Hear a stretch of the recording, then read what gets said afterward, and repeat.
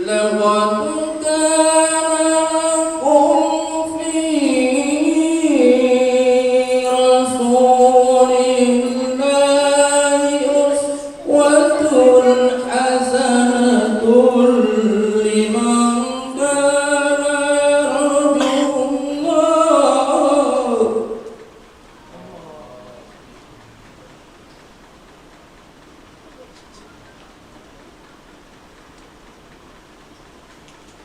لمن كان يرجو الله واليوم الآخر وذكر الله كثيرا.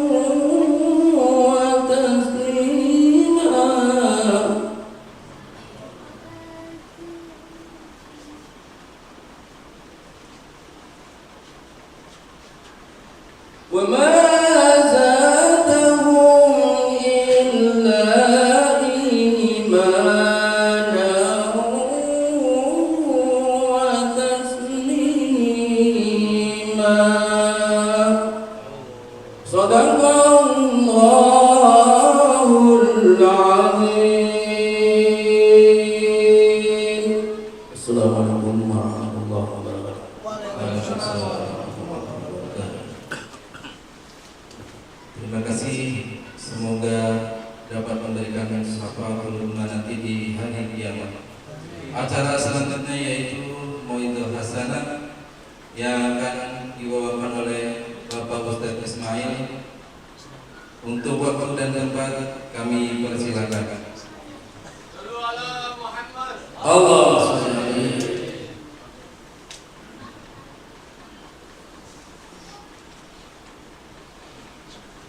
Assalamualaikum warahmatullahi wabarakatuh. Alhamdulillahilladzi arsala rasulahu bil huda wa dinil haqq liyudhhirahu 'alad dini kullihi wa kafa billahi syahida. Asyhadu an la ilaha illallah wahdahu la syarika lah wa asyhadu anna sayyidana Muhammadan abduhu wa rasuluhu la nabiyya ba'da. Allahumma salli wa sallim wa barik ala sayyidina wa maulana Muhammad ibn Abdillah wa ala alihi wa sahbihi wa mawalah wa la hawla wa la quwwata illa billah. Amma ba'du.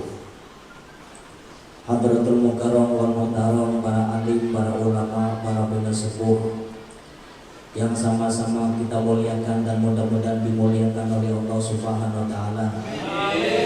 Wabil khusus guru kita Habib Ibrahim bin Ali, yang mudah-mudahan Allah selalu memberikan kemuliaan kemudahan dalam hidup di dunia maupun di akhirat nanti. Dan tidak lupa pengasuh atau pengurus musola Al Yaqub atau Al Ayub Bapak Ismail. Saya sendiri namanya Ismail, jadi saya bingung. Jadi Ismail yang mana? Sambutan Pak Ismail, mau hidup Pak Ismail. Berarti nama Ismail banyak yang senang. Orang tua kita senang. Ya siapapun Ismailnya mudah-mudahan dimuliakan oleh Allah. Hadirin hadirat bapak-bapak, ibu-ibu yang di dalam musola pun yang di luar musola, yang saya muliakan, saya hormati dan saya banggakan, dan mudah-mudahan dicintai oleh Allah Subhanahu wa taala. Pertama dan yang paling utama, mari kita sama-sama untuk selalu bersyukur kepada Allah dengan mengucapkan alhamdulillahirabbil alamin atas segala rahmat, hidayah, taufik serta inayah dan kenikmatan yang tak terhingga, sehingga pada malam hari ini kita dapat sama-sama berkumpul di majelis yang insya Allah majelis yang mubarak, majelis yang penuh dengan rahmat kasih sayang dari Allah Subhanahu wa taala, dan mudah-mudahan yang hadir pada malam ini pulang dalam keadaan diampunkan dosanya oleh Allah Subhanahu wa taala.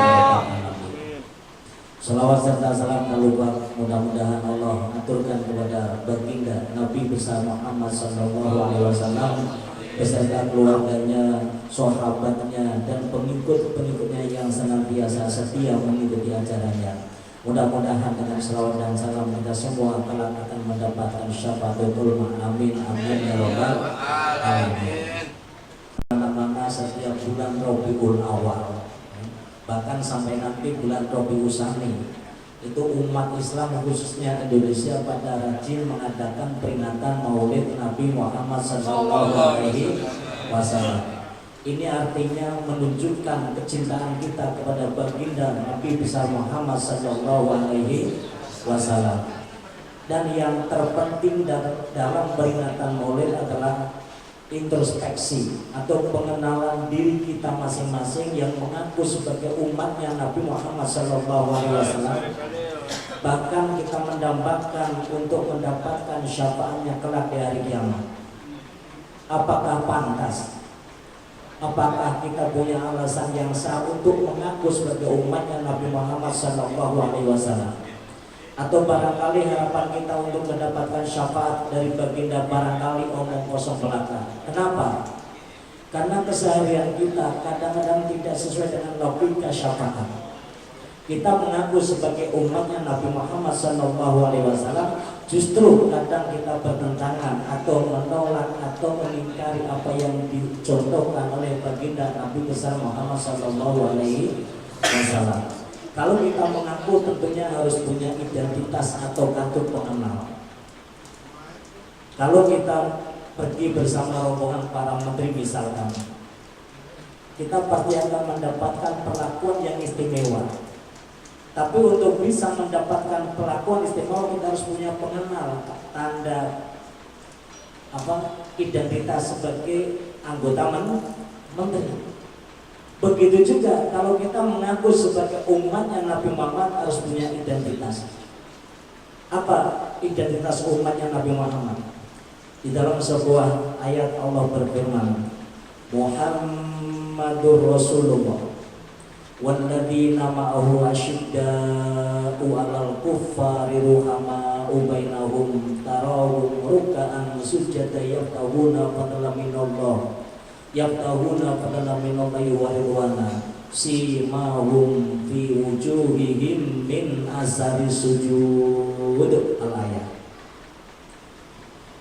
yang artinya Muhammadun Rasulullah, Nabi Muhammad adalah utusan Allah. Nabi Muhammad utusan Allah untuk seluruh alam semesta. Kalau nabi-nabi yang lain, Nabi Musa, Nabi Ibrahim dan sebagainya, itu nabi untuk lokal. Buktinya kalau Nabi Musa manggil kaumnya, ya Bani Israel, ya kaumnya. Tapi kalau Nabi Muhammad memanggil pengikutnya, memanggil umatnya, ya ayuhan nas, ya ayuhal ladina amanu. Itu panggilan Nabi Muhammad kepada umatnya. Artinya Nabi Muhammad itu untuk semua manusia, untuk semua kalangan. Bahkan Allah sendiri yang menciptakan Nabi Muhammad SAW tidak pernah memanggil Nabi Muhammad dengan kata mujawadah Muhammad saja. Pasti ada tambahan nubuah atau risalah. Pasti panggilnya ya ayuhan nabiyyu wa ma Muhammadun illa rasul. Itu pasti ada tambahan nabi atau rasul. Beda memanggil nabi yang lain. Allah memanggil Nabi Adam, ya Adam, uskun anta wa zawjuka. Ya Musa, la takhaf. Ya Zakaria, inna nubasyirka bi ghulamin ismuhu Yahya. Nabi-nabi yang lain dipanggil dengan namanya tanpa menyebut nabi, tanpa menyebut rasul. Ini artinya bahwa Nabi Muhammad, Nabi kita, Habibina adalah Nabi yang paling dicintai oleh Allah Subhanahu wa Ta'ala. Kita bangga punya Nabi Muhammad Sallallahu Alaihi Wasallam. Bahkan Allah sendiri yang menciptakan Nabi Muhammad sampai memuji wa innaka la'ala khuluqin azim. Jadi itulah Nabi Muhammad. Kita sebagai umatnya harus mengenal siapakah Muhammad itu. Siapakah Nabi Muhammad? Harus kenal siapa bapaknya, siapa kakeknya, siapa ibunya, dan siapa istri, anak, dan sebagainya. Jangan sampai kita umatnya Nabi Muhammad tidak mengenal siapa bapaknya Nabi Muhammad. Kalau ditanya pemain bola hafal semua, pemain ditanya artis pasti kenal semua. Tapi kalau ditanya Muhammad itu siapa, belum tentu bisa. Nabi Muhammad putranya bapaknya Nabi Muhammad namanya Abdullah Muhammad ibnu Abdillah ibnu Abdul Muttalib bin Hashim bin Abdul Manaf bin Qusay bin Kilab bin Murrah bin Ka'ab bin Lu'ayyib Ghalib Firin sampai kepada Nabi Ibrahim alaihi salam. Jadi kenapa orang Bani Israel, orang Yahudi meragukan Nabi Muhammad itu sebagai Rasul? Karena orang Bani Israel atau orang Yahudi itu beranggapan bahwa yang layak menjadi Nabi adalah keturunan dari Nabi Ibrahim. Nabi Ibrahim punya anak namanya Ishak, Ishak punya anak Yakub. Nah Yakub itu namanya Israel. Yang dimaksud dengan Bani Israel itu adalah keturunan Nabi Yakub. Sehingga orang Yahudi menganggap mana mungkin orang Mekah, orang Quraisy ada keturunan dari Nabi Ibrahim. Sehingga orang Yahudi tidak percaya atau kurang yakin bahwa Nabi Muhammad itu adalah utusan Allah. Nabi Muhammad adalah seorang nabi. Karena mereka nggak tahu. Ternyata Nabi Muhammad Sallallahu Alaihi Wasallam kalau diuritin yaitu masih keturunan Nabi Ibrahim.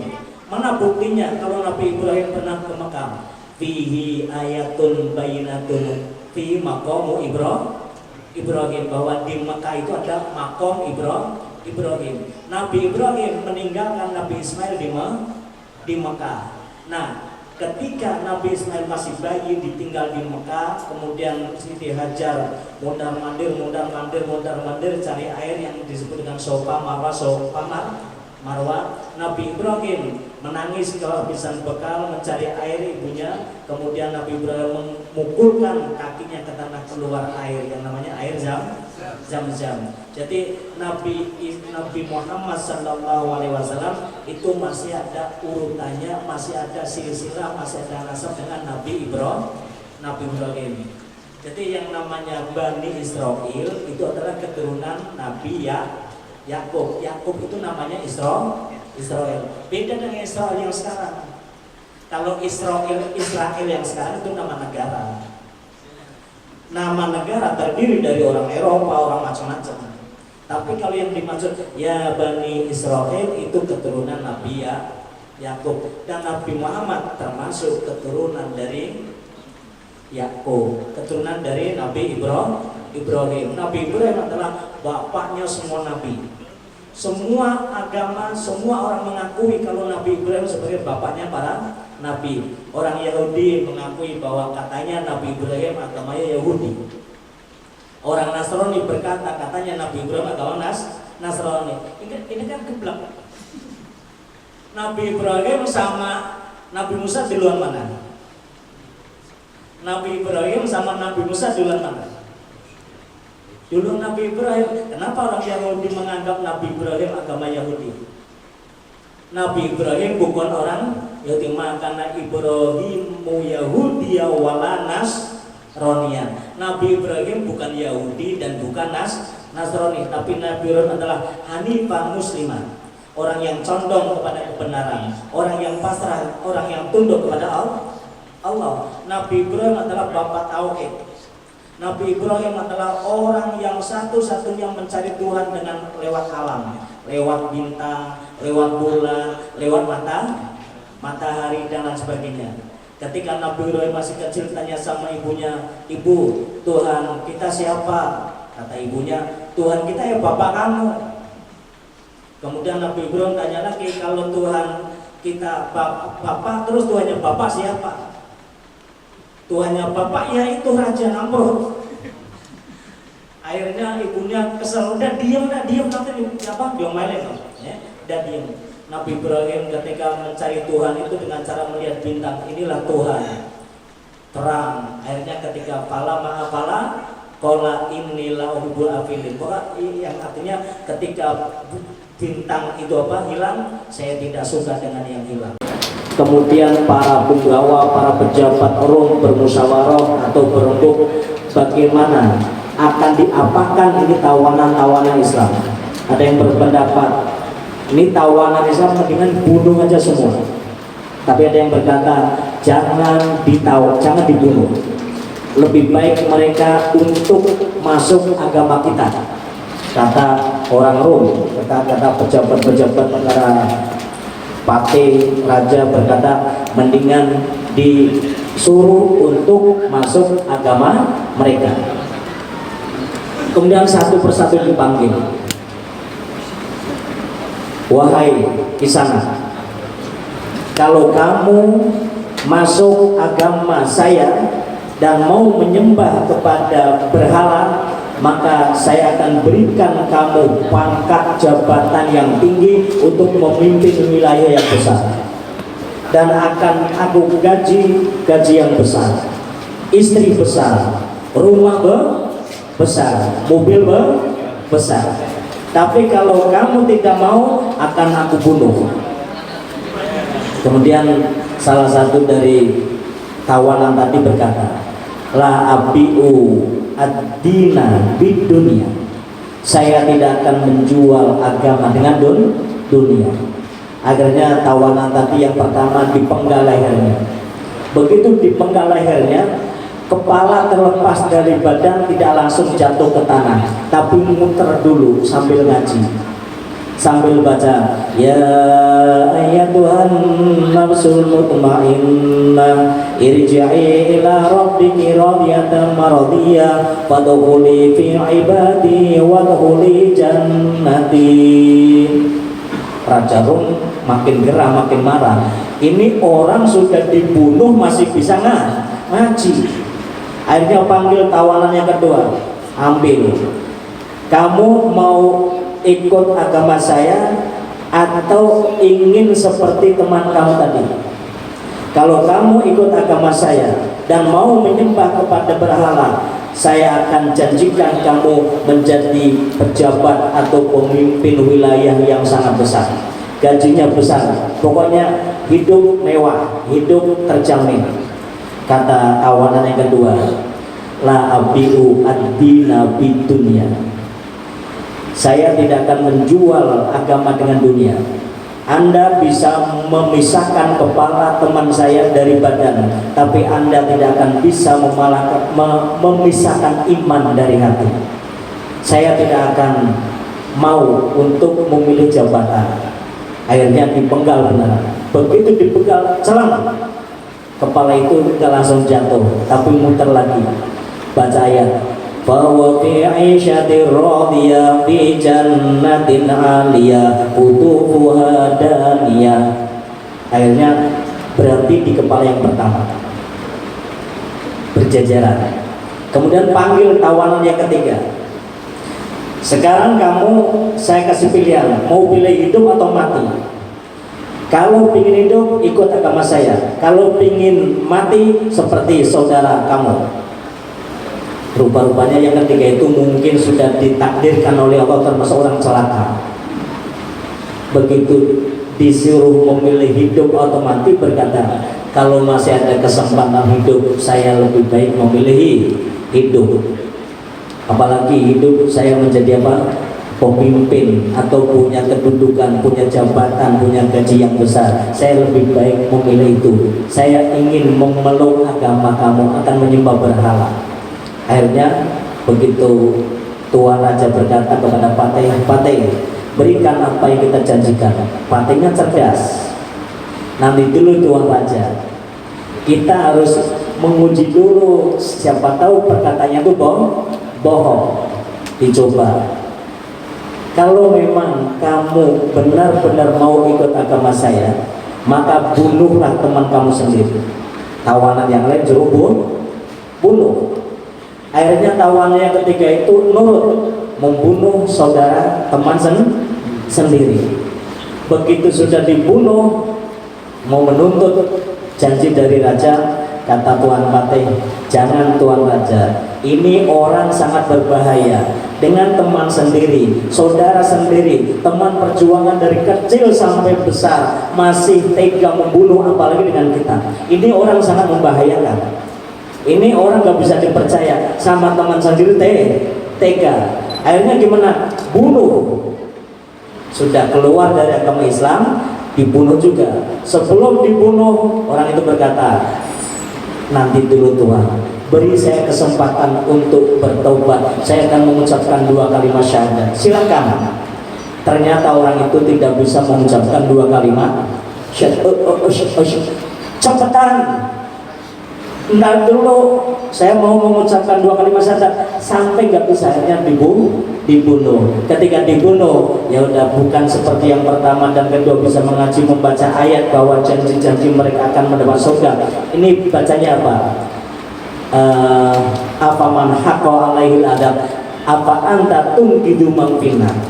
Artinya orang yang sudah ditetapkan masuk neraka tidak ada yang bisa menyelamatkan. Itu akibat senang dunia daripada agama. Maka kita sebagai umat Nabi Muhammad, kita harus punya prinsip, punya garis-garis yang benar dalam beragama. Itu namanya fanatik agama. Beda fanatik suku, nggak boleh fanatik suku. Contoh, karena dia orang Sunda atau orang Jawa ngomong begini, malam ini saya nggak mau ngaji ya. Emang kenapa? Yang ngaji bukan orang Sunda atau orang Jawa. Itu namanya fanatik suku. Fanatik yang seperti nggak boleh. Jadi identitas umat Nabi Muhammad yang pertama adalah bersikap keras. Kalau ada orang menghina Rasul atau menghina agama, maka kita harus keras untuk menyikapinya sesuai dengan kemampuan kita. Mampu perang, ya perang. Kalau nggak mau perang, ya cukup kita caranya bagaimana? Tidak mau tidak belanja produk mereka atau apa, pokoknya kita harus ada sikap. Jangan kita diem aja. Rasul kita dihina, agama kita dihina, kita diam. Kita harus pokoknya ikut berjuang semampunya.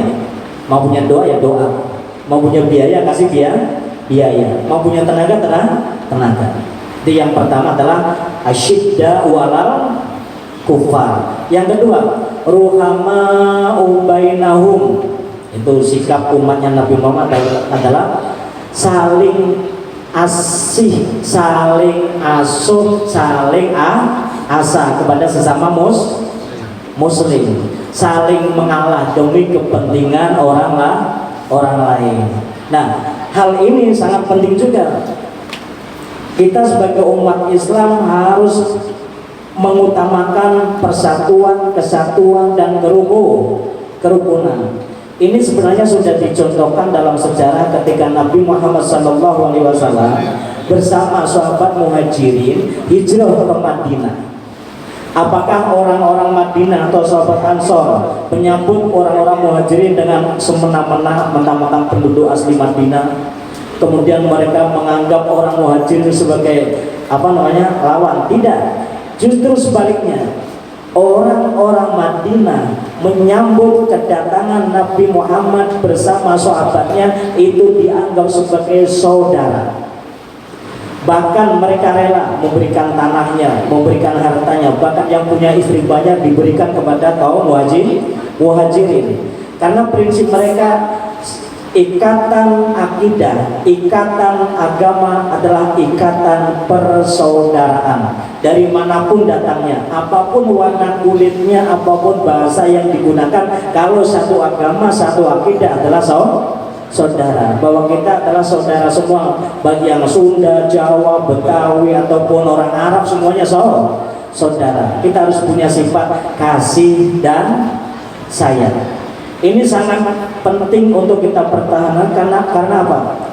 Banyak sekali orang-orang yang tidak suka, tidak senang melihat umat Islam itu bersatu. Sehingga mereka berusaha untuk melakukan apa saja supaya umat Islam itu pecah belah dengan cara apapun. Yang jelas mereka nggak berani langsung menghantam, langsung menyerang umat Islam, nggak bakal berani. Kenapa? Jumlah kita banyak. Sebodoh-bodohnya orang Islam, segoblok-gobloknya orang Islam, kalau agamanya dihina masih berani berkata, kamu jangan macam-macam menghina agama saya. Kalau kamu menghina agama saya, akan saya bacot. Ini walaupun orang goblok, walaupun jarang sembahyang, walaupun tidak pernah sholat, tapi kalau Islam dihina, pasti mereka ikut marah. Karena umat Islam itu punya jiwa seperti tawon. Jangan coba-coba ganggu rumah tawon. Lempar pakai batu, satu rumah akan keluar nguber kepada yang lempar. Walaupun lari ke laut, tenggelam, tetap aja ditungguin di permukaan air. Itu jiwanya tawon. Jiwa mukmin juga begitu. Yang saya tahu begitu. Orang Islam, jangankan agama yang dirasakan, cuma dulu ada orang bikin trompet dibungkus pakai sampul Quran, bukan Quran, sampul Quran. Mereka pada reaksi, marah, cuma sampul doang, apalagi sampai menghina agama. Maka mereka pikir 27 kali untuk menyerang langsung.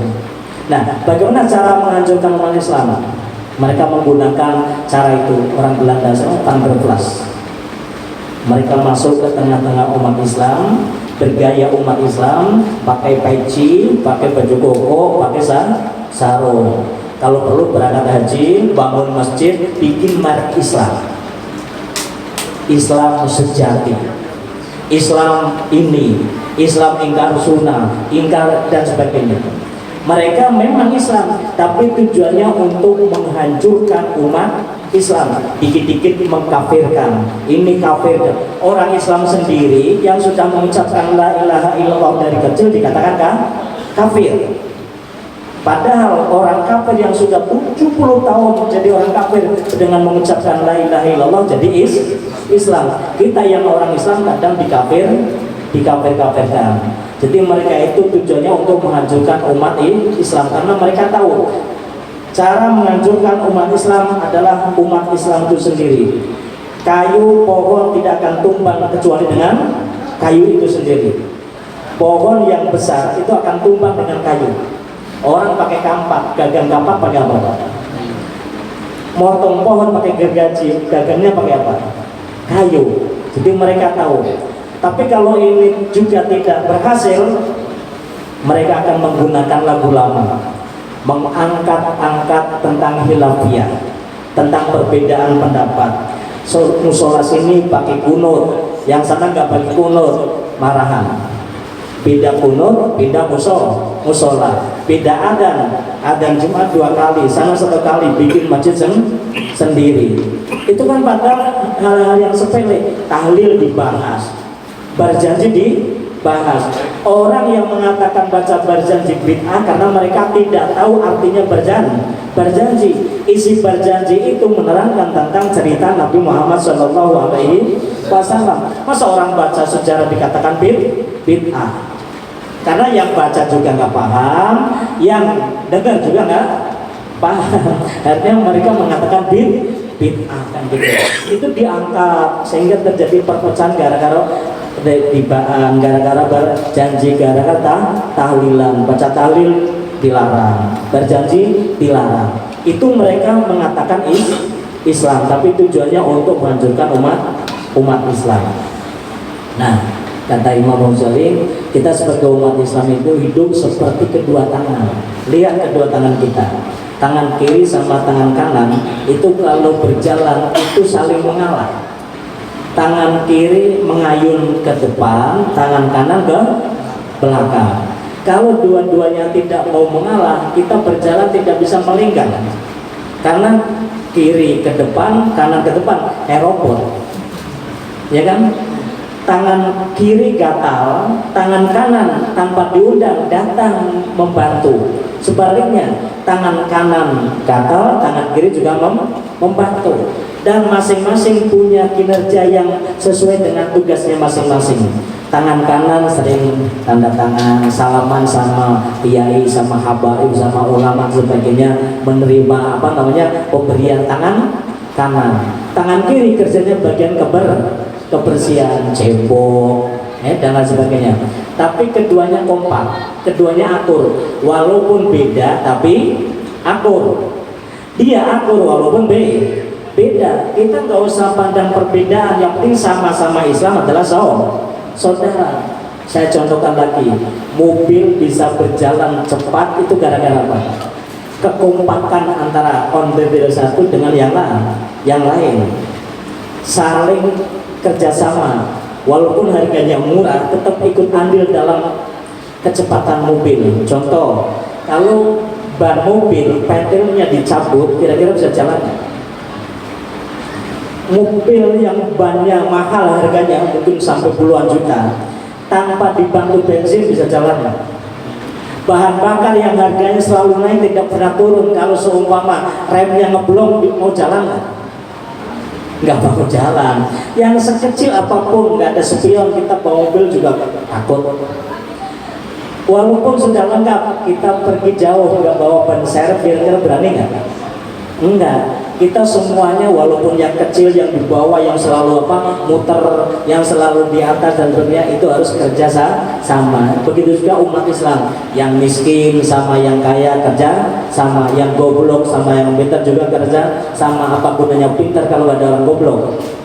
Orang pintar semua siapa yang ngaji, orang kaya semua siapa yang kerja, orang miskin semua cari kerjaan kemana? Jadi semua itu masing-masing punya andil untuk menjalankan agama. Yang miskin doakan yang kaya, yang keras melindungi yang kuat melindungi yang lemah. Jadi kita harus ruhamau bainahum, saling kasih, saling sayang kepada sesama muslim. Pokoknya jangan musuhan jangan bermusuhan. Yang ketiga apa? Tarahum rukkaan sujada. Kamu melihat mereka itu orang-orang yang bersama Nabi itu selalu rukuk dan sujud. Artinya apa? Menjalankan sholat. Kenapa sholat menjadi identitas umat Nabi Muhammad? Apakah dengan sholat Nabi Muhammad bangga? Apakah dengan sholat Allah itu bangga? Atau seumpama seluruh manusia tidak sholat, Allah itu turun dari jabatan sebagai Tuhan? Tidak. Umpama seluruh manusia tidak ada yang sholat, tidak ada yang menyembah kepada Allah, Allah tidak akan berkurang sedikit pun sifat-sifat kekuasaan Allah. Allah tidak akan turun dari jabatan Tuhan. Allah tetap Allah. Untung Tuhan kita Allah. Coba kalau Tuhan kita Fir'aun, mati nggak? Untung Tuhan kita Allah yang maha segala-galanya. Raditu billahi robba wa bil islami dina wa bi Muhammadin sallallahu alaihi wasallam nabiyya wa rasul. Nah, kita harus bangga, kita ridho, alhamdulillah punya Tuhan Allah, dan yang maha pengasih dan penyayang. Itu yang ketiga, sikap umat Nabi Muhammad adalah selalu menjalankan sholat. Kita ngaku umatnya Nabi Muhammad, kita mengaku sebagai orang Islam tapi tidak sholat. Nah, Orang yang tidak sholat itu sama juga penghancur agama. As-sholatu imaduddin. Faman aqamaha faqad aqamatin wa man tarakaha faqad hadamatin. Sholat adalah tiang agama. Siapa yang mengerjakan sholat berarti menegakkan agama. Siapa yang meninggalkan sholat berarti telah menghancurkan agama. Jadi yang menghancurkan umat Islam adalah orang Islam itu sendiri yang meninggalkan sholat. Sholat bisa mencegah kita dari perbuatan yang mungkar, bisa mencegah perbuatan yang keji. Inna sholata tanha anil fahsya'i wal munkar. Jadi kita sebagai umatnya Nabi Muhammad ya jangan tinggalkan sholat. Untung sholat cuma 5 kali.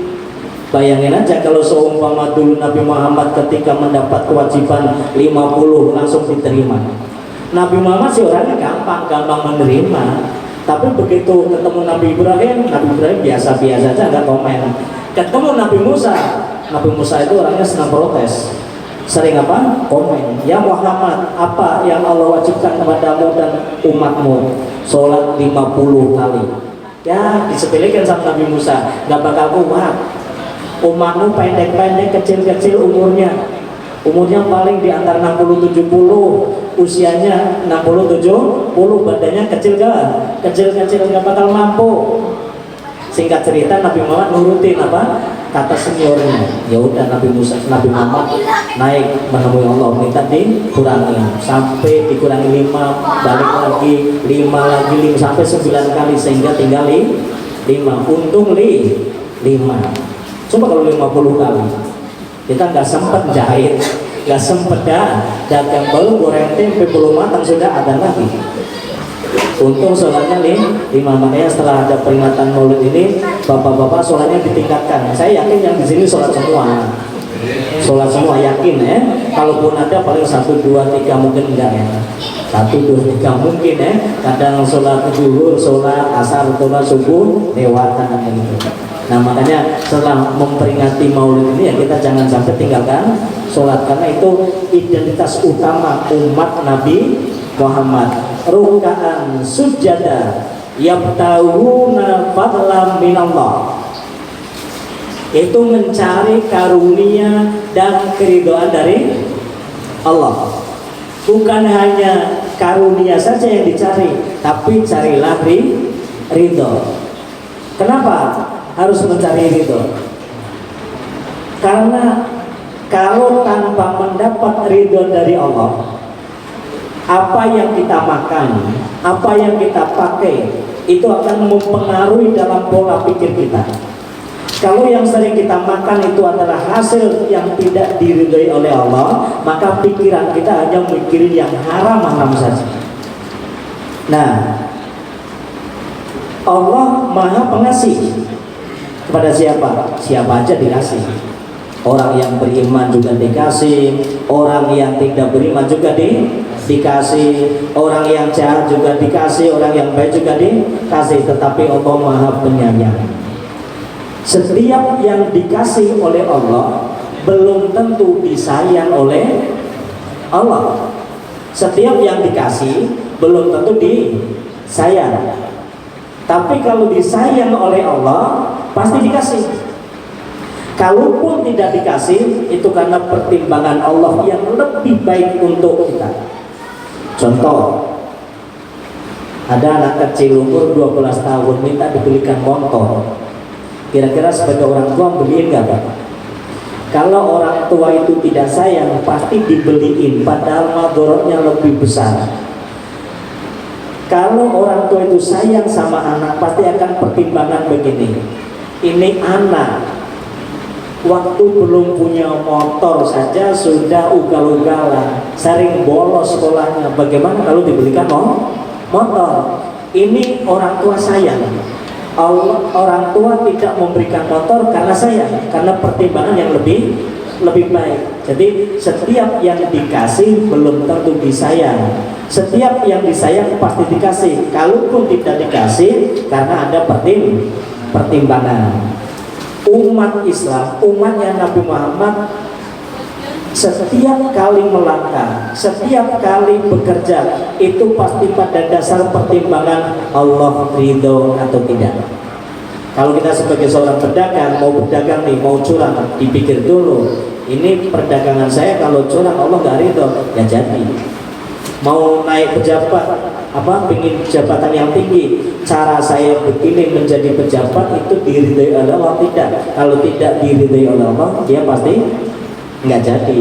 Jadi pada dasar pertimbangan Allah ridho atau tidak. Walaupun kita mobilnya mewah, mobil banyak, rumah besar, duit banyak, ya nggak bisa dihitung, ditimbang duitnya, ya, ditimbang. Itu kalau mendapat ridho dari Allah itu lebih baik daripada miskin dibenci oleh Allah. Paham nggak Pak? Sudah miskin dibenci oleh Allah, miskin kerjanya maling, nyopet, malang dan sebagainya. Orang yang duitnya banyak, hasil daripada hasil yang halal.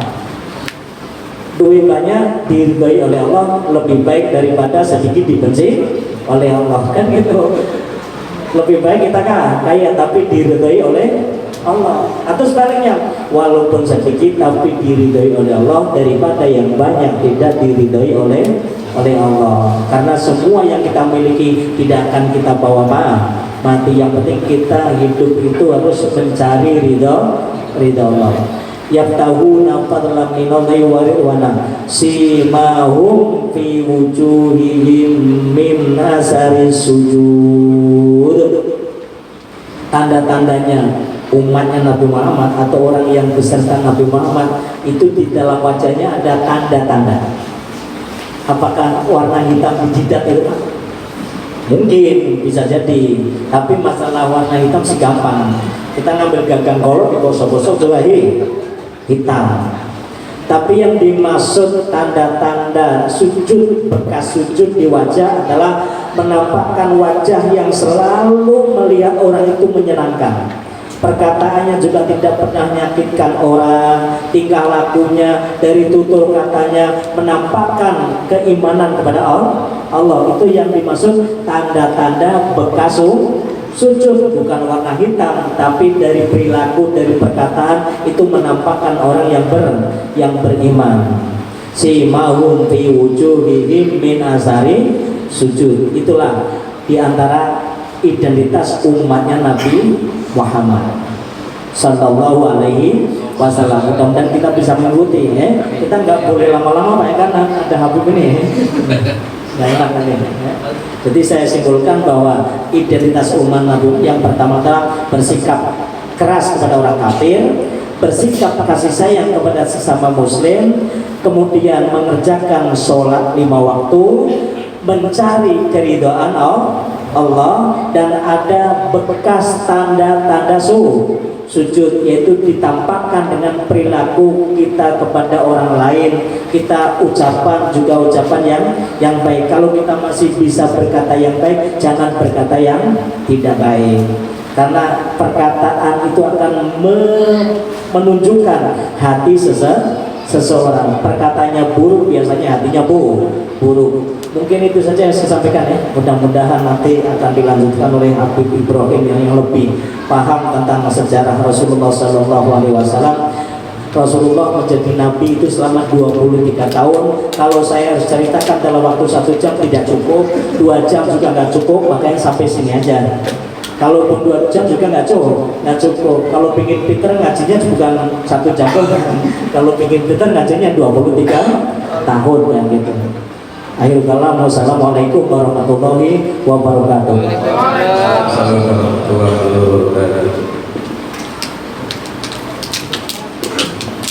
Terima kasih kepada Bapak Ustaz Ismail. Mudah-mudahan ilmu hasanahnya bermanfaat bagi kita semua. Amin amin ya rabbal alamin.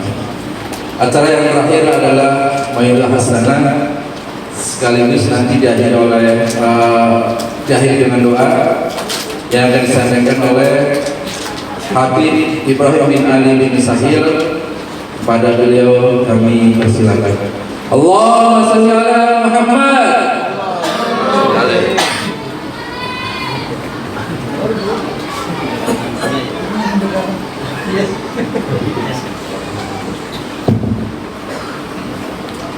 Bismillahirrahmanirrahim.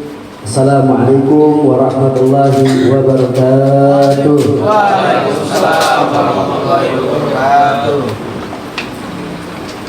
Alhamdulillah nahmaduhu wa nasta'inuhu wa nastaghfiruh wa na'udzu billahi min shururi anfusina wa min sayyiati a'malina. Man yahdihillahu fala mudilla lahu wa man yudlil fala hadiya lahu.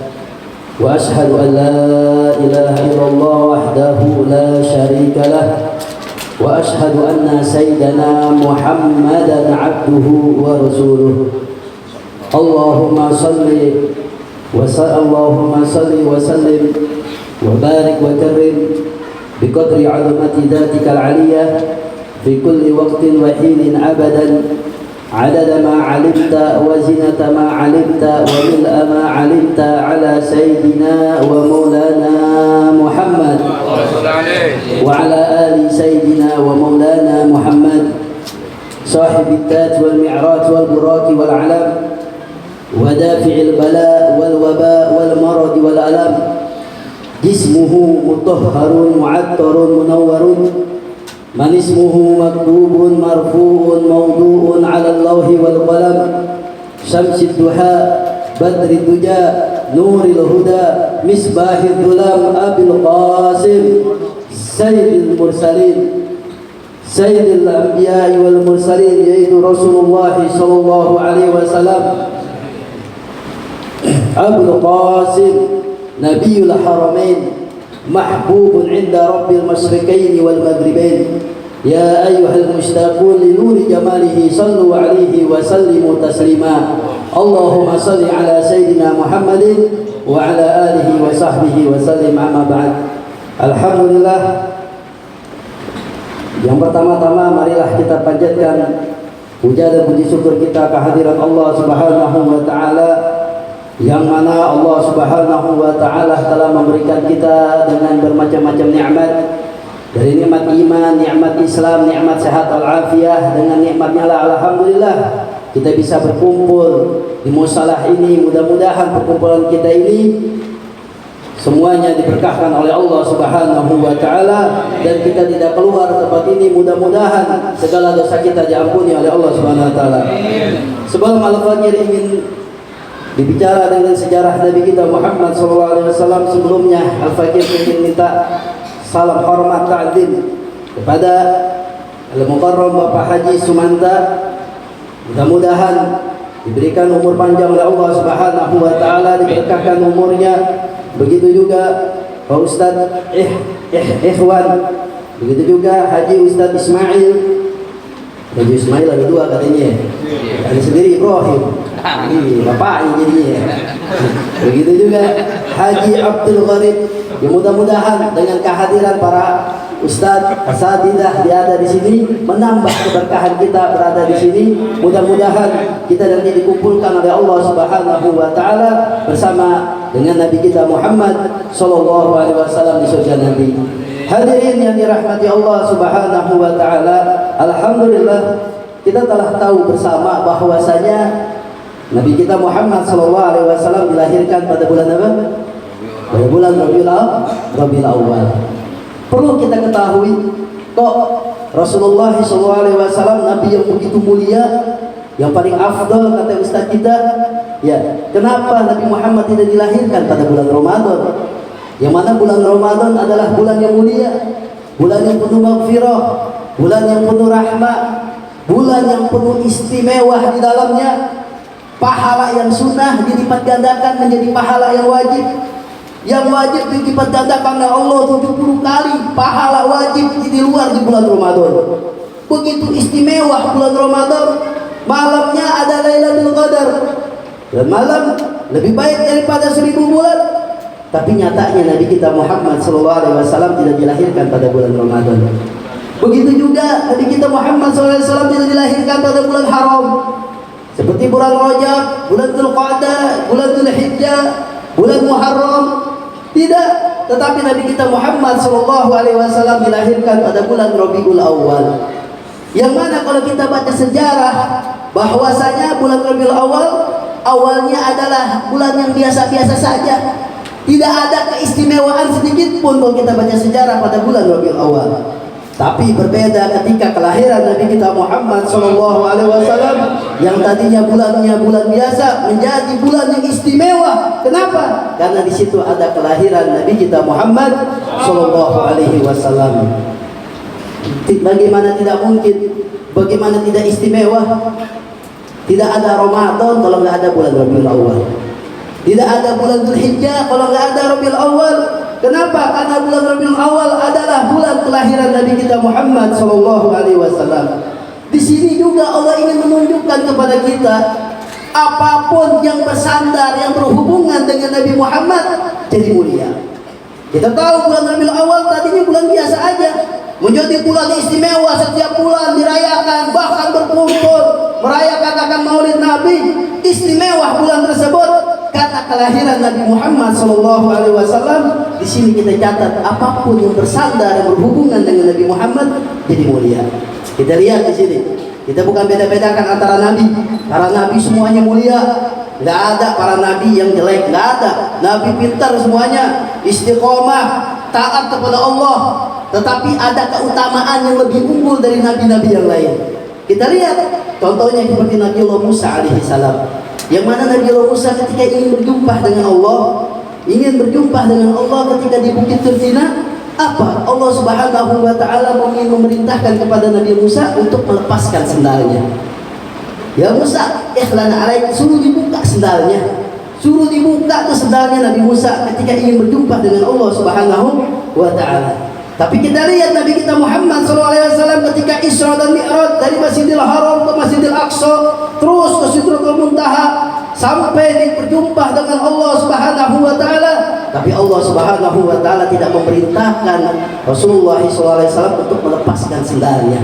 Bahkan sendal Rasulullah ikut berjumpa dengan Allah Subhanahu wa Ta'ala bersama dengan Rasulullah SAW. Di sini kita ingin menunjukkan, Allah ingin menunjukkan kepada kita, apapun yang bersandar dengan Nabi Muhammad, yang berhubungan dengan Nabi Muhammad menjadi mulia berkat kemuliaan Nabi kita Muhammad SAW. Dan kita umat yang paling mulia dari umat-umat yang terdahulu. Kenapa? Karena kita menjadi umatnya Nabi kita Muhammad SAW. Saking mulianya masuk surganya duluan. Istimewa. Karena kenapa? Karena kita menjadi umatnya Nabi kita Muhammad SAW. Hadirin hadirat yang dirahmati Allah Subhanahu wa Ta'ala. Oleh karenanya sudah sepatutnya lah kita merayakan Maulid Nabi Muhammad SAW untuk meluapkan kecintaan kita kepada Nabi Muhammad SAW. Para ulama membuat Maulid ini bukan sembarangan, bukan asal-asalan. Mereka punya hujjah, mereka punya alasan. Kenapa para ulama membuat Maulid ini? Dalilnya ada di dalam Al-Quranul Karim. Apa dalilnya? Qul bi fadlillah wa bi rahmati fabidzalika falyafrahu. Di situ dalam Al-Quran, qul bi fadlillah, katakanlah wahai Muhammad, jika engkau mendapatkan keutamaan dari Allah, wa bi rahmati, dan mendapatkan rahmat dari Allah, dengan hal itu fabidzalika falyafrahu, hendaklah kalian bergembira atas rahmat dan fadilah yang Allah berikan kepadanya. Kita diperintahkan oleh Allah untuk bergembira apabila kita mendapat rahmat. Apabila kita dapat anak, kita senang. Kenapa? Itu diperintahkan Allah Subhanahu wa Ta'ala. Apalagi apabila kita mendapatkan rahmat yang terbesar, yaitu Nabi kita Muhammad SAW, sudah pantas kita bergembira atas kepada Nabi Muhammad SAW. Bagaimana kita bisa katakan Rasulullah SAW adalah rahmat? Allah sendiri yang mengatakan Nabi kita Muhammad SAW adalah rahmat. Wa ma arsalnaka illa rahmatan lil alamin. Allah memberikan rahmat yang ada dari rahmat-rahmat yang terbesar, yaitu rahmat Nabi kita Muhammad SAW. Oleh karenanya sudah sepatutnya lah para ulama setiap bulan Rabiul Awal, bahkan sampai lanjut terus. Kenapa? Tidak lain tidak bukan karena mereka cinta kepada Nabi Muhammad SAW. Kita lihat aja Abu Jahal diceritakan dalam Sahih Bukhari, yang mana Abu Jahal ini pamannya Nabi, tapi yang ingkar, kafir, dan tidak bakalan masuk surganya Allah Subhanahu wa Ta'ala. Namun dia punya keunikan. Ketika Rasulullah SAW meninggal dunia, lahir, ketika Rasulullah lahir, ya, yang mana Thuwaibah al-Aslamiyah, budaknya, menghampiri Abu Lahab. Untuk apa? Untuk mengabarkan bahwasanya ponakannya lahir. Ponakannya lahir, wahai Abu Lahab. Kenal gak dia Abu Lahab? Hah? Kenal Abu Lahab gak? Hah? Kenal di mana itu? Jangan sampai aneh nggak mau kenal ya. Kalau kenal itu neraka jahanam urusannya ya. Nah ini Abu Lahab. Ya Abu Lahab apa? Ya, ketika Thuwaibah al-Aslamiyah mengabarkan nih ponakan ente lahir, namanya Muhammad, sontak Abu Lahab gingkrak-gingkrakan bergembira. Karena pada zaman jahiliyah, kalau anak yang lahir laki-laki itu salah satu keistimewaan kemuliaan. Tapi kalau anak perempuan yang lahir itu malu, aib. Dianggap anak perempuan gak ada gunanya pada zaman jahiliyah. Tapi ketika anak laki-laki lahir, girangnya bukan main. Makanya Abu Lahab ketika dia tahu ponakannya lahir dan laki-laki bernama Muhammad, girang. Gingkrak-gingkrakan tuh Abu Lahab. Sampai-sampai hanya di situ kegirangannya. Thuwaibah al-Aslamiyah yang mana dia budaknya, yang mengabarkan kabar-kabar gembira kepadanya, langsung dimerdekakan. Girang, udah kamu udah membuat saya senang, kamu udah bebas lah. Bebas. Makanya apa? Diceritakan dalam Sahih Bukhari dan diriwayatkan bahwasanya Sayyidina Abbas radhiyallahu anhu mimpi dalam tidurnya bahwasanya Abu Lahab setiap hari Senin diringankan azabnya oleh Allah Subhanahu wa taala. Abu Lahab setiap hari Senin diringankan azabnya oleh Allah Subhanahu wa taala karena dulu pernah bergembira sesaat atas kelahiran Nabi kita Muhammad sallallahu alaihi wasallam. Oleh karenanya berkata Al-Imam Syamsuddin Muhammad bin Nasir Ad-Dimishqi, beliau mengatakan dalam syairnya, idza kana hadza kafiran jaa dhammuhu bi tabbat yadahu fil jahimi mukhallada ata'annahu fil yawmil isnain daiman yukhaffafu anhu lisururi bi ahmada fama dhannu bil 'abdi alladhi kana 'umruhu bi ahmada masruran wa mata muwahhida. Beliau mengatakan idza kana hadza kafiran jaa dhammuhu bi tabbat yadahu fil jahimi mukhallada. Jikalau saja seorang yang kafir yang sudah dicap di dalam Al-Quran, yang sudah diabadikan di dalam Al-Quran, yang pasti masuk neraka jahanamnya Allah, bukan neraka yang lain, neraka jahanam, Abu Jahal. Tapi namun setiap hari Seninnya diringankan oleh Allah Subhanahu wa taala. Karena kenapa? Karena dia pernah bergembira atas kelahiran Nabi Muhammad SAW. Kelahirannya bergembira bukan Nabi Muhammad sudah besar jadi Rasul, bukan. Girangnya karena sekedar ponakan, girangnya sesaat, bukan girang terus-terusan. Kalau kita kan setiap tahun girang terus. Maulid Nabi, ya girangnya nggak tahu dah nih, girangnya kelahiran Nabi apa girangnya ada kebuli, nggak tahu juga ya. Nah itu perbedaannya tergantung innamal a'malu binniyat.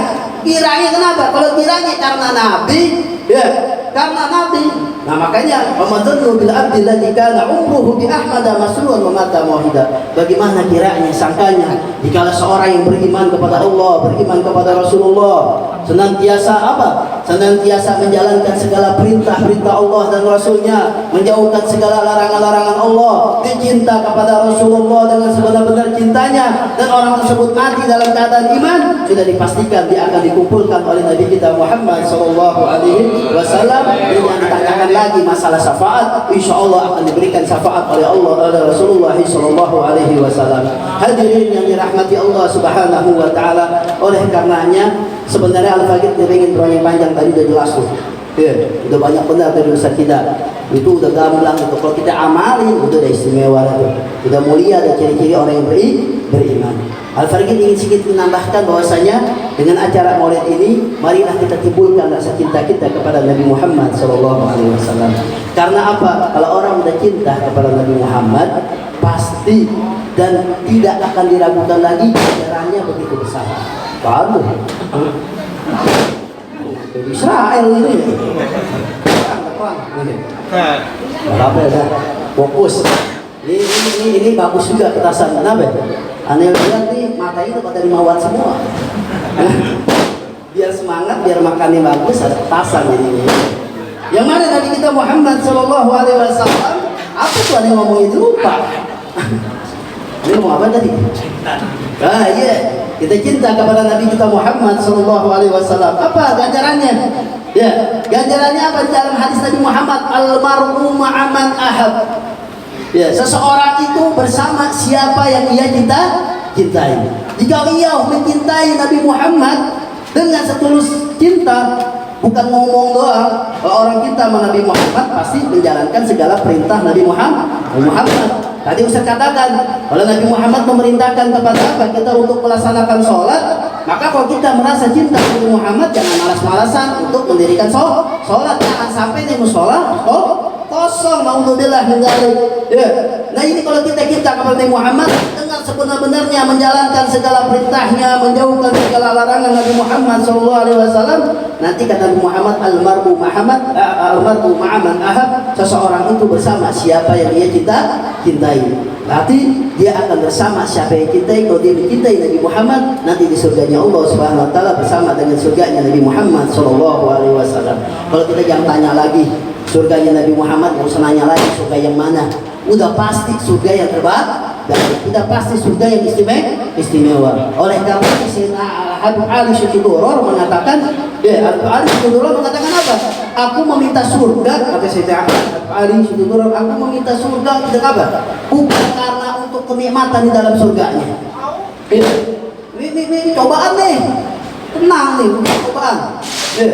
Cobaan kenapa? Biasanya emang kayak begini. Kalau orang lagi taklim tuh kadang-kadang ada gangguan-gangguan yang tidak disangka-sangka. Tidak disangka-sangka. Sedikit nih keluar dari konteks. Jadi ada diceritakan, masalah Habib Abu Bakar Al-Ghani misalnya. Beliau mengatakan ketika dia dalam majlisnya, difokus untuk menimba ilmu, tiba-tiba ada yang tabrakan atau suara gede. Itu sebagian muridnya itu pada melengok situ, pada menoleh, ngeliat, pada mau tahu. Kalau bahasa Arabnya fudul namanya, pengen tahu aja. Dilihat, cuma satu murid doang, tetap tidak menoleh, memperhatikannya. Ini adab, akhlak. Bukan aneh, enggak. Ini cuma contoh aja. Jadi kita tahu, bil akhlak. Ketika itu gurunya langsung nanya, wahai murid, kenapa kau tidak seperti ama yang lain? Melengok sama juga. Kok Anda tetap begini kamu? Kata murid, wahai murid, bukannya aku ingin menoleh, bukan aku sebenarnya pengen menoleh, tapi ketika itu engkau lagi berbicara, aku tidak mau, aku kurang aja gara-gara engkau wahai guru. Bayangin muridnya. Gurunya menangis dengan perkataan itu.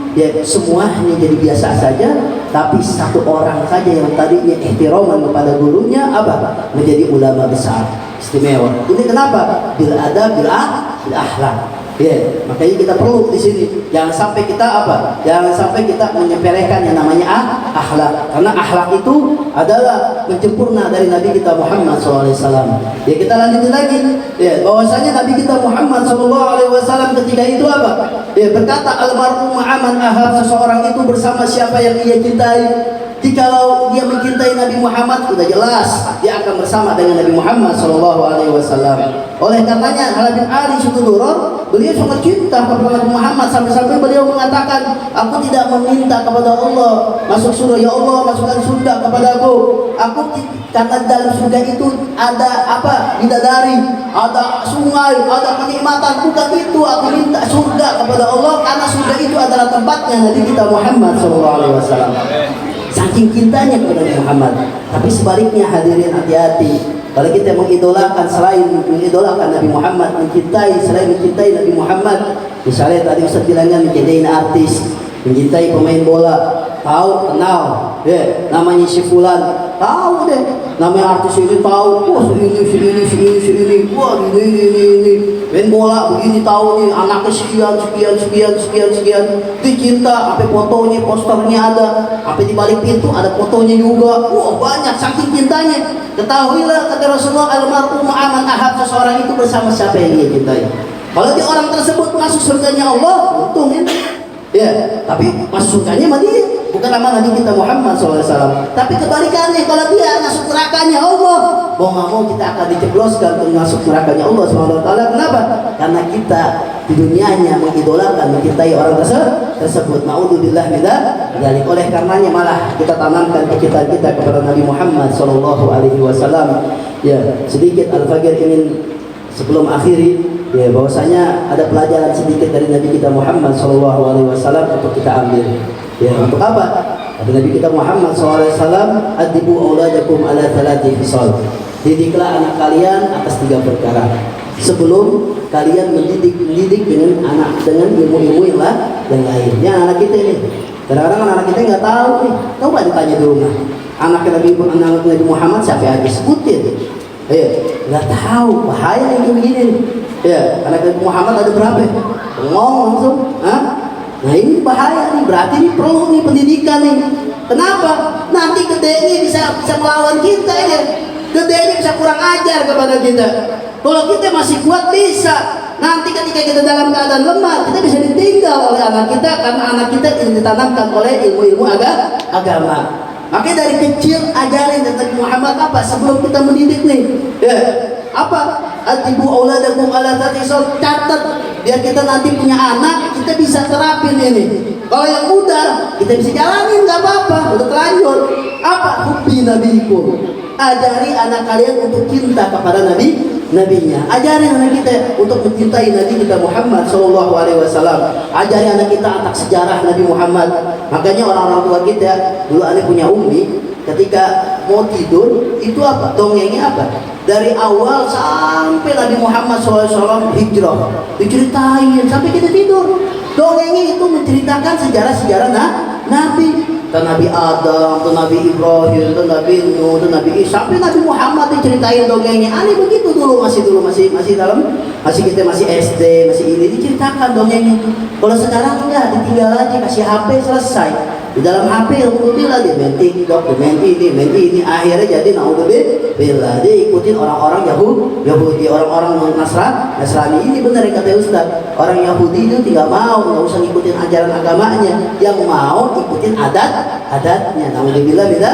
Makanya orang Islam ketika nabinya dihina sedikit yang berteriak. Kenapa? Karena dia nggak tahu akan sejarah Nabi Muhammad SAW. Oleh karenanya Al-Fakir mengatakan bahwasanya kalau seandainya ada nabinya yang dihina, dia biasa-biasa aja. Ada 2 orang tersebut. Kemungkinan dia jahil atau jahil tahu, dia nggak tahu akan Nabi Muhammad, dia nggak tahu sejarah Nabi Muhammad, sehingga dia nggak ada cinta di dalamnya. Yang kedua, dia munafik. Dia tahu, tetapi dia nggak mencinta, itu termasuk orang munafik, bukan orang kafir. Ini kan bukan orang kafir. Orang kafir udah musuhnya orang Islam, udah musuhnya Nabi Muhammad. Ya, artinya dia nggak terima dengan Nabi Muhammad SAW. Ini orang Islam. Makanya kalau kita ada agama yang dihina, sontak hati kita untuk merasa kesal minimal. Karena kenapa? Ditanamkan hati kita untuk mencintai Islam. Tadi Ustaz bilangin juga. Sebenarnya kembalinya tadi tuh, udah urusannya kembali lagi.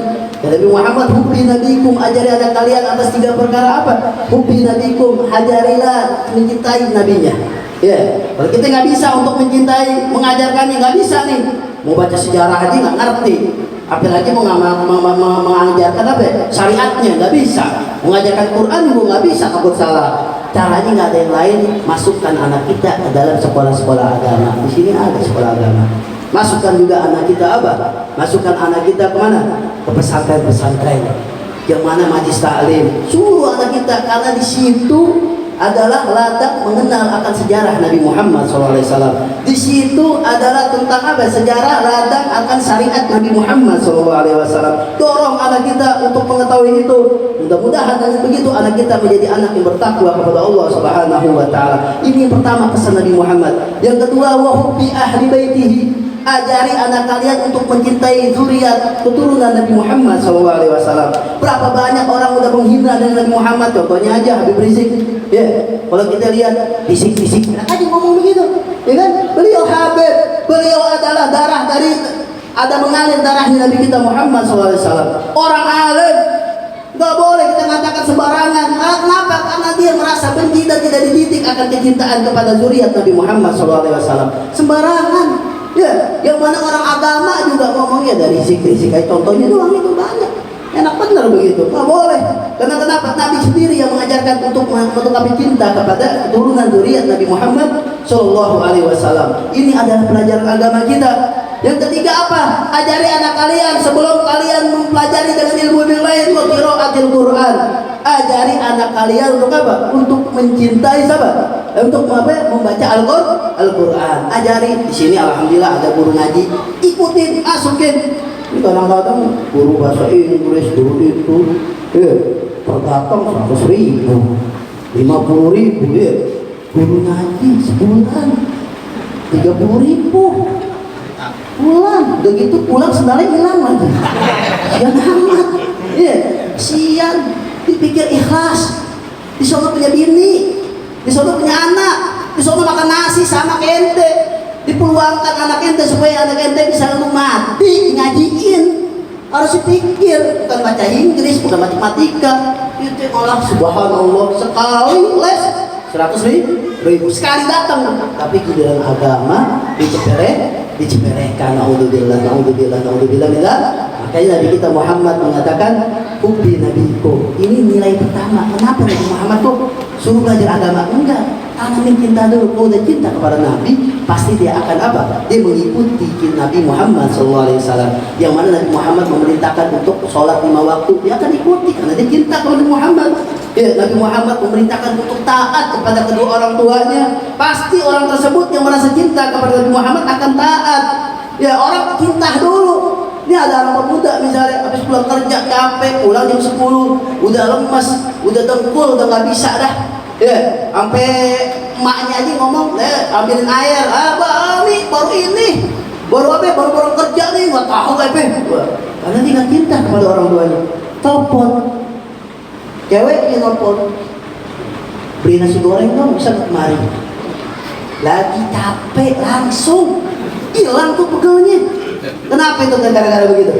Gara-gara tuh modalnya satu tuh cinta, takut kehilangan, takut marah, takut dibenci, takut ini, takut itu. Karena modalnya adalah kecintaan. Makanya Nabi Muhammad diajari oleh kita, hubbi nabikum, ajari anak kalian supaya cinta dulu kepada nabinya.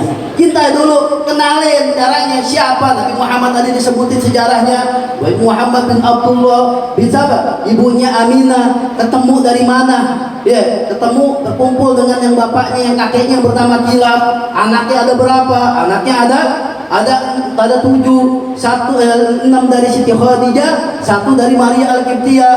3 laki-laki, 4 perempuan. Disebutin satu persatu. Terus dari mana kelahirannya Nabi Muhammad di kota Mekah. Terus apa lagi? Terus diceritain bagaimana keistimewaannya, akhlaknya, ininya, dijelasin sampai tuh anak terpikau dan tahu akan sejarah keistimewaan Nabi Muhammad SAW. Kalau udah tahu, baru disemangat untuk melaksanakan sholat 5 waktu. Biasanya anak kecil tuh digituin dulu.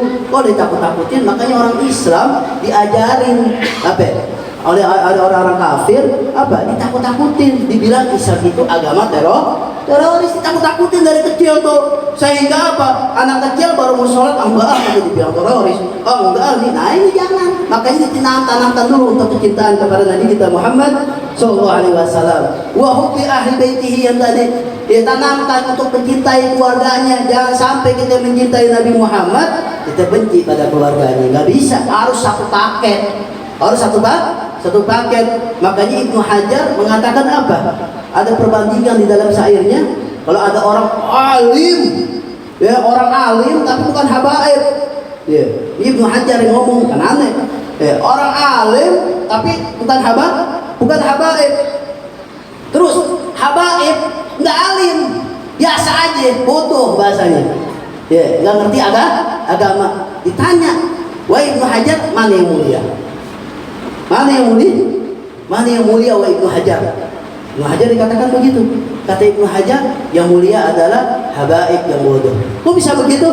Ya, karena walaupun habaib dari lahir sampai meninggal, walaupun orang tersebut gila, tetap habaibnya tidak hilang. Tapi kalau orang alim gila, udah orang nggak, kealimannya akan hilang. Masih kecilnya belum alim, udah gede baru jadi alim. Ini perbedaan Ibnu Hajar sekali karena mencintai keturunan dan pada mencintai Nabi Muhammad SAW. Oleh karenanya tanamkan kecintaan kepada keluarga Rasulullah SAW, tanamkan kecintaan kita kepada Nabi kita Muhammad SAW. Baru diajari udah cinta tuh keduanya, baru wa qiraatil Quran. Artinya apa? Baru ajari anak kalian akan syariat Nabi kita Muhammad SAW. Makanya sering-sering kita kenalin tuh dari kecil tuh. Ya, mudah-mudahan dengan ini menjadi anak kita dikumpulkan oleh Allah Subhanahu wa taala di surga nanti. Mudah-mudahan dengan perkumpulan kita di sini ditambahkan keistiqomahan oleh Allah Subhanahu wa taala ibadahnya. Mudah-mudahan kita dikeluar dari sini diampuni segala dosa kita. Dan mudah-mudahan yang belum dapat jodoh menurut dientengkan jodohnya. Yang mudah-mudahan yang dalam keadaan sulit, mudah-mudahan dimudahkan segala urusannya. Mudah-mudahan yang punya hutang dibayar semuanya hutangnya. Mudah-mudahan diberkati Nabi kita Muhammad sallallahu alaihi wasallam. Allahumma hdina fiman hadait wa afina fiman afait wa tawallana fiman tawallait wa barik lana fima adait wa qina syarra ma qadait. Wa sallallahu ala sayyidina Muhammadin wa ala alihi wa sahbihi wasallam. Kurang lebihnya saya minta maaf. Walafumikum. Assalamualaikum warahmatullahi wabarakatuh. Waalaikumsalam warahmatullahi wabarakatuh.